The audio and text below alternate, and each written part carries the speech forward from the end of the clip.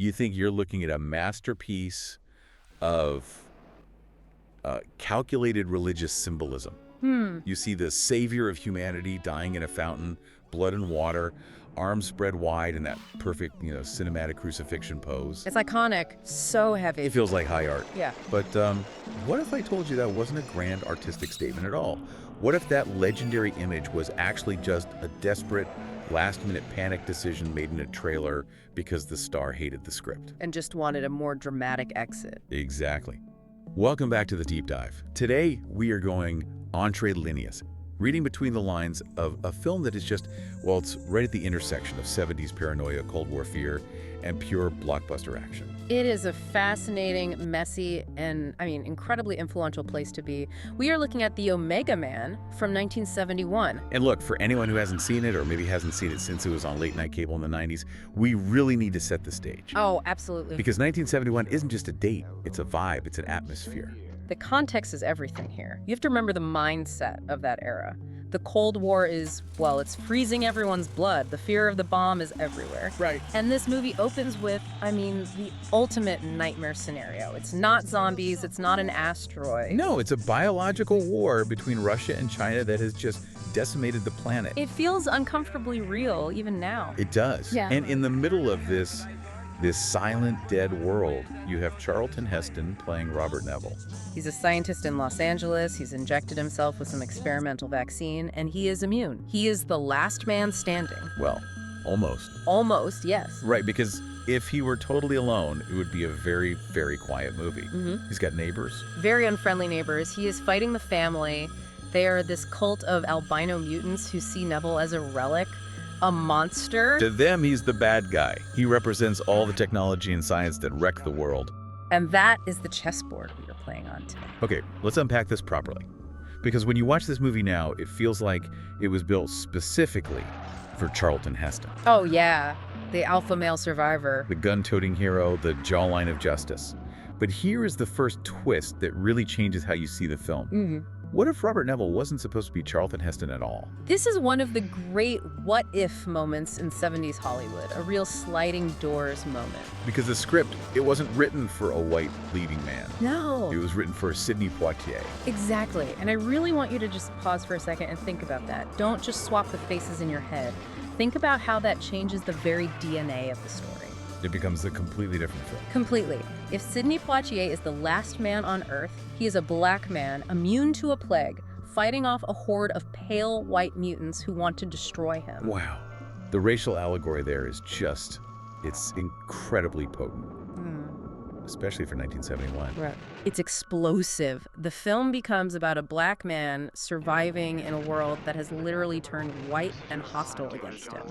It's like taking all the racial tensions of the 60s and just amplifying them into sci-fi horror. So what happened? Did the studio get cold feet? Actually, it was Poitier who walked away. From what we can tell, he just felt the racial optics were too heavy. A little too on the nose, maybe? Maybe. Or perhaps he just didn't want to carry the weight of that very specific, very charged metaphor.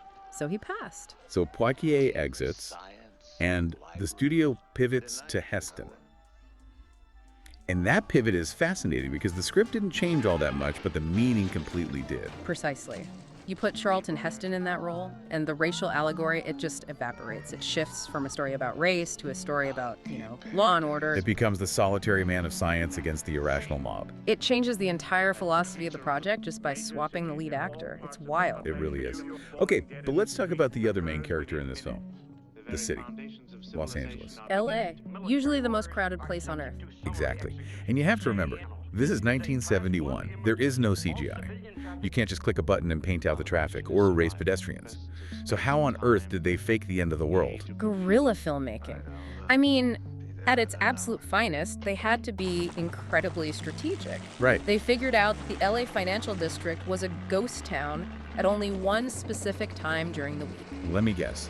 Sunday morning. Sunday mornings. And even then, they had a tiny, tiny window. We were talking from dawn until the first people started showing up for church or, their early shifts. So the apocalypse was on a strict schedule. It was. They'd cordon off a few blocks, roll cameras, and Heston would just drive like a maniac through the empty streets. They'd get the shot and then cut before a bus turned the corner. But they weren't perfect, were they? Because one of my favorite things to do is to look for the ghosts in this movie. The ghosts of production. This is where the new high-def transfers really betray the illusion. When you watch it on a 4K TV, you see all the cracks in the reality. So what should we be looking for? Look way in the deep background. In the distance, sometimes you can see a car moving across an intersection. Oh, wow. In a shop window, if you pause it just right, you can catch the reflection of the camera crew. There are even moments where you can spot a pedestrian hiding in a doorway, probably wondering why Moses is running down the street in a bathrobe with a machine gun. It almost adds this weird unintentional layer to it, though. Like, the city isn't dead, it's just hiding. It's almost creepier. It creates a sense of paranoia that really works for the character. Neville feels watched because, well, Heston was being watched. Speaking of Heston feeling watched, he really lived in this headspace, didn't he? He didn't just show up and act. No, he took the isolation very seriously. For the first 20 minutes or so of the film, there's almost no dialogue. It's just him alone. Yeah. So Heston actually spent weeks studying silent films. Chaplin, Keaton. He wanted to understand how to hold the screen with just his body language. That's some serious dedication. Yeah. He's treating a blockbuster action movie like it's high art. He is. And he told the crew, stay out of my eye line. He wanted to feel that genuine isolation. But what I find even more fascinating is how he blurred the line between himself and the character. How so? The props. They weren't just props. The car Neville drives. Yeah. That wasn't a studio car. That was Charlton Heston's actual personal 1970 Ford Mustang. No way. Yes. And the apartment. All the books on the shelves, including Meditations by Marcus Aurelius, those were from Heston's private library. So he's literally driving his own car and reading his own books during the apocalypse. He was essentially playing himself if he were the last man on Earth. The ego of the actor and the ego of the character just sort of became one. But here, the production takes a turn into the dangerous. It does, because this obsession with realism went maybe a little too far when it came to the weaponry. We're talking about the guns. Oh yeah, Heston had a condition. He insisted on using functional firearms, not rubber props. He wanted the real weight, the real recoil, the authentic muzzle flash. So they were using heavy weaponry firing blank rounds. Exactly. And there's that famous story about the balcony scene. I think this is my favorite anecdote from the whole production. It just sums up Hollywood perfectly. Okay, tell us. The balcony scene. Neville is under siege, right? He steps out onto his apartment balcony to fire at the mutants below. It's night in downtown LA. And Heston, in just a bathrobe, fires over 200 rounds of blanks. 200 rounds. It's a war zone. The sound is deafening. And they forgot one crucial step. Oh, They no. didn't really warn the local authorities properly. You're kidding. The noise was so loud that real LAPD officers responded to reports of a massive shootout. Imagine being that patrol cop. You pull up, sirens blaring, you look up, and there is Moses himself. In a bathrobe. In a bathrobe, holding a smoking machine gun surrounded by fog. That is a Hollywood-only moment. Sorry, officer, just saving humanity. Pretty much. But while Heston was making all that noise, the villains were literally struggling just to walk. Let's talk about the family. They're so creepy, so pale, and they move in this really weird, halting way. Anthony Zerbe played the leader, Matthias, and he gives a great performance. But a huge part of that performance was actually an accident. It was caused by the makeup effects. They were blinding him, right? Practically, yeah. To get that pale-eyed albino look, they used these thick, opaque, medical-grade contact lenses. They were excruciating to wear, but worse, Zerbe couldn't see 2 feet in front of him. So he's playing the main villain, giving these huge speeches, and he's basically blind. Totally. He had to memorize his steps. He'd count the paces to avoid walking into walls or tripping over things. So that strained, deliberate, kind of stiff way the mutants move. It wasn't an artistic choice. It was the actors trying not to fall down. It worked, though. It really did. It made them feel unnatural, like they didn't belong in the physical world A anymore. perfect example of a technical limitation creating a happy accident. And this led to something nobody expected, specifically with the sound of the film. Ah, the score. Ron Grainer.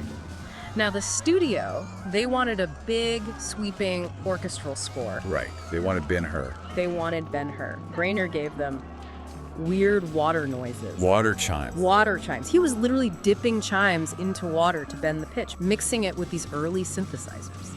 It was eerie, melancholy, and very 70s.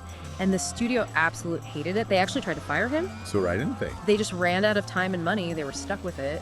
And ironically, that score is now considered a pioneer of electronic soundtracks. It captures the loneliness of the city better than any orchestra ever could have. It's the sound of isolation. Mm-hmm. And speaking of emotion and isolation, there's that one scene that I think sticks with everyone, the Woodstock scene. Yes. Neville sitting alone in a theater watching the documentary Woodstock, and he's reciting the lines along with the screen. Nobody has to worry about breakfast. Exactly. It's this moment of profound loss. But what's so fascinating is the improvisation and, well, the context of the actor. Because Heston was a known conservative. Yeah. A big one. He wasn't exactly a hippie icon. Not at all. You wouldn't think he'd be crying over flower children in the mud. And that's the paradox. In real life, Heston probably would have hated being at Woodstock. But in that moment, as the character, he was genuinely moved by the footage of all those young people. People who represented the life that was gone forever. So the tears were real. They were. He wasn't acting the politics. He was acting the loss. The choking up, that tear in his eye, that was real emotion. He wasn't seeing hippies. He was seeing humanity. It's arguably one of the most human moments in his whole career. Here's where things got complicated. Because we have to talk about the romance. The kiss. The kiss. Yeah. Charlton Heston and Rosalind Cash. An interracial love scene in a major studio movie in 1971. This was a massive deal. The studio completely panicked. You have to remember the era. They were terrified of boycotts in the South. They wanted to cut the scene or even recast the role of Lisa with a white actress. Heston stepped up. He did. He used his star power. He told the executives that if they cut that scene, he would walk away from promoting the film. He basically held the entire marketing campaign hostage. And Rosalind Cash, she was a newcomer, right? That must have been so intimidating. It was. She was nervous. I mean, she's starring opposite one of the biggest legends in Hollywood, and there's all this racial tension from the executives. But she famously cracked a joke to break the ice. What did she say? Right before the scene, she turned to Heston and said, "It's a spooky feeling to screw Moses." Huh. Referencing the 10 Commandments. Exactly. And apparently, Heston loved it. It totally broke the tension. But that quote just highlights how significant his persona was. He wasn't just an actor, he was a monument. And she was humanizing him. A monument driving a motorcycle through a baseball stadium. We have to talk about that chase scene. Dodgers Stadium. It looks incredible seeing them tear up the grass on motorcycles, but I heard they weren't exactly invited. Not even a little bit. The planned location for a big confrontation had fallen through at the last minute. The director, Boris Sagal, was desperate. Okay. They were driving past Dodger Stadium and just saw an unlocked gate. No way. They just went for it. They literally just drove the motorcycles right onto the field. No permits, no permission, no insurance for this. They filmed for about 3 hours, just tearing up the field, until security finally showed up and kicked them out. So that entire scene exists purely because a security guard was late to work. Essentially, yes. It adds to that frantic energy of the film. They were stealing shots just like Neville was stealing supplies. It's kind of meta. I love that. Yeah. Now I want to zoom in on a visual detail that is so easy to miss, but once you see it, you cannot unsee it. You're talking about the reflections. Yes. The cinematographer, Russell Meddy. He had a bit of an obsession, didn't he? It really did. If you watch the film again, pay close attention to the framing. Almost every single shot includes a reflection. Mirrors, chrome on the cars, shop windows, puddles of water. Everything. It was a subconscious trick. Meddy wanted to show that Neville was always doubled. He's trapped in this fractured reality. He's alone, but he's always seeing himself. It creates this sense of claustrophobia even in a wide open city. It subliminally reinforces that idea that he's trapped with his own ego, his own image. That is such a cool detail. It makes the whole thing feel deeper than just an action flick. Yeah. But we have to get to the big one, the ending. The most potent curiosity of them all. The finale. The crucifixion. I mean, it is not subtle. Neville dies in a fountain, his blood flows into the water that will save humanity, and he dies in a literal cross pose. It really feels like the filmmakers were trying to beat us over the head with symbolism. It does. Critics at the time rolled their eyes at it. They thought it was pretentious. But here's the reality. It wasn't planned. What? How can that not be planned? The original script had Neville dying peacefully. He just succumbs to his wounds. But Heston hated it. Of course he did. Not dramatic enough for Moses. Not nearly dramatic enough. He thought it was too soft. He wanted an exit people would remember. So on the actual day they were supposed to shoot the finale, Heston and the director locked themselves in a trailer. Rewriting the ending on the day. While the crew was waiting outside. Talk about pressure. They needed something big, something visual. and they came up with the fountain and the sacrifice. That whole crucifixion pose wasn't some deep theological statement. It was a last-minute idea to give the star a martyr-like exit. And it was not comfortable to shoot, was it? Not at all. Heston had to lie in that fountain for hours. It was freezing cold water. He was genuinely risking hypothermia. Just to get that shot. Just to get the shot. So when you see him shivering or looking pale and deathly, again, that's not just acting. That is a freezing actor in a parking lot fountain trying to nail the scene so he could finally get out of the cold. It changes how you see it completely. We assign all this deep meaning to it. Oh, he's the new Christ. And really, it was just Charlton Heston saying, I want a better death scene, and then freezing his butt off to get it. That is the magic of the Omega Man. It's a mix of high concepts and low-budget panic. It's lofty ideas about humanity mixed with guys running around in bathrobes with machine guns. It really closes the circle. We started by questioning that symbolism, and we end up realizing that the movie's most iconic image was really just a scramble in a trailer. And yet it works. It resonates. It created an image that helped define 70s sci-fi. It proves that sometimes, panic creates better art than planning. So before we wrap up, I have to ask you and the listener. Yeah. This is the question the movie leaves us with. If you were in Robert Neville's shoes, do you fight to restore the old world, knowing it destroyed itself? Or do you give in and join the new one, even if it means becoming a monster? That is the ultimate question. Do we save the past, or do we just survive into the future? I think we'd all like to think we'd be the hero, but that isolation, that changes a person. Something to think about while you're driving through traffic tomorrow. Hopefully not in an empty city. Let's hope not. This has been a deep dive, entree lineas into the Omega Man.